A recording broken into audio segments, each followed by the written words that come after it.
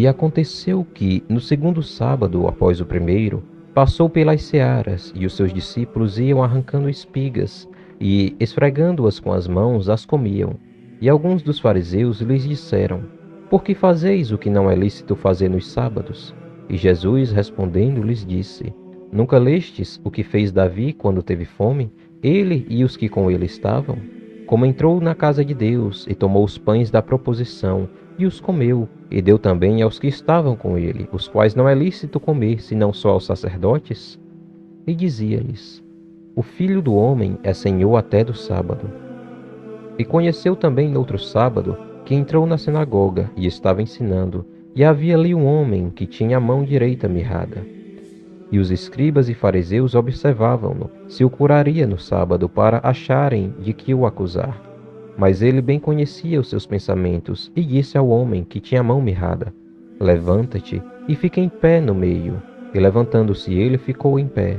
Então Jesus lhes disse: Uma coisa vos eis de perguntar: É lícito nos sábados fazer bem ou fazer mal? Salvar a vida ou matar? E olhando para todos em redor, disse ao homem: Estende a tua mão. E ele assim o fez. E a mão lhe foi restituída, sã como a outra. E ficaram cheios de furor. E uns com os outros conferenciavam sobre o que fariam a Jesus. E aconteceu naqueles dias, subiu ao monte a orar, e passou a noite em oração a Deus. E quando já era dia, chamou a si os seus discípulos, e escolheu 12 deles, a quem também deu o nome de apóstolos: Simão, ao qual também chamou Pedro, e André, seu irmão, Tiago e João, Filipe e Bartolomeu, Mateus e Tomé, Tiago, filho de Alfeu, e Simão, chamado Zelote, e Judas, irmão de Tiago, e Judas Iscariotes, que foi o traidor. E descendo com eles, parou num lugar plano, e também um grande número de seus discípulos, e grande multidão de povo de toda a Judéia e de Jerusalém, e da costa marítima de Tiro e de Sidom, os quais tinham vindo para o ouvir, e serem curados das suas enfermidades. Como também os atormentados dos espíritos imundos, e eram curados. E toda a multidão procurava tocar-lhe, porque saía dele virtude e curava a todos. E levantando ele os olhos para os seus discípulos, dizia: Bem-aventurados vós, os pobres, porque vosso é o reino de Deus. Bem-aventurados vós, que agora tendes fome, porque sereis fartos. Bem-aventurados vós, que agora chorais, porque haveis de sorrir. Bem-aventurados sereis quando os homens vos odiarem, e quando vos separarem, e vos injuriarem e rejeitarem o vosso nome como mau, por causa do Filho do Homem. Folgai nesse dia, exultai, porque eis que é grande o vosso galardão no céu, pois assim faziam seus pais aos profetas. Mas ai de vós, ricos, porque já tendes a vossa consolação. Ai de vós, os que estáis fartos, porque tereis fome. Ai de vós, os que agora rides, porque vos lamentareis e chorareis. Ai de vós, quando todos os homens de vós disserem bem, porque assim faziam seus pais aos falsos profetas. Mas a vós que isto ouvis, digo: Amai a vossos inimigos, fazei bem ao que vos odeiam. Bendizei o que vos maldizem, e orai pelos que vos caluniam. Ao que te ferir numa face, oferece-lhe também a outra. E ao que te houver tirado a capa, nem a túnica recuses. E dá a qualquer que te pedir, e ao que tomar o que é teu, não lhe tornes a pedir. E como vós quereis que os homens vos façam, da mesma maneira lhes fazeis vós também. E se amardes aos que vos amam, que recompensa tereis? Também os pecadores amam aos que os amam. E se fizerdes bem aos que vos fazem bem, que recompensa tereis? Também os pecadores fazem o mesmo. E se emprestardes àqueles de quem esperais tornar a receber, que recompensa tereis?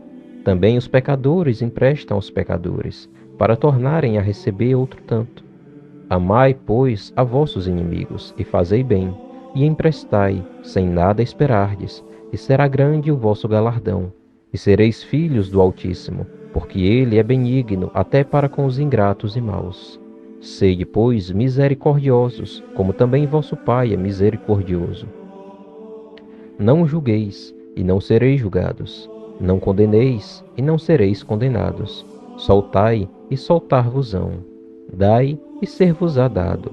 Boa medida, recalcada, sacudida e transbordando, vos deitarão no vosso regaço, porque com a mesma medida com que medirdes, também vos medirão de novo. E dizia-lhes uma parábola: Pode, porventura, o cego guiar o cego? Não cairão ambos na cova? O discípulo não é superior a seu mestre, mas todo o que for perfeito será como o seu mestre. E por que atentas tu no argueiro que está no olho de teu irmão, e não reparas na trave que está no teu próprio olho? Ou como podes dizer a teu irmão: Irmão, deixa-me tirar o argueiro que está no teu olho, não atentando tu mesmo na trave que está no teu olho? Hipócrita, tira primeiro a trave do teu olho, e então verás bem para tirar o argueiro que está no olho de teu irmão. Porque não há boa árvore que dê mau fruto, nem má árvore que dê bom fruto. Porque cada árvore se conhece pelo seu fruto próprio. Pois não se conhecem figos dos espinheiros, nem se vindimam uvas dos abrolhos. O homem bom, do bom tesouro do seu coração tira o bem, e o homem mau, do mau tesouro do seu coração tira o mal, porque da abundância do seu coração fala a boca. E por que me chamais Senhor, Senhor, e não fazeis o que eu digo? Qualquer que vem a mim e ouve as minhas palavras e as observa, eu vos mostrarei a quem é semelhante.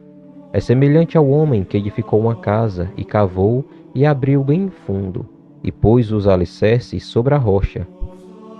E vindo a enchente, bateu com ímpeto a corrente naquela casa, e não a pôde abalar, porque estava fundada sobre a rocha.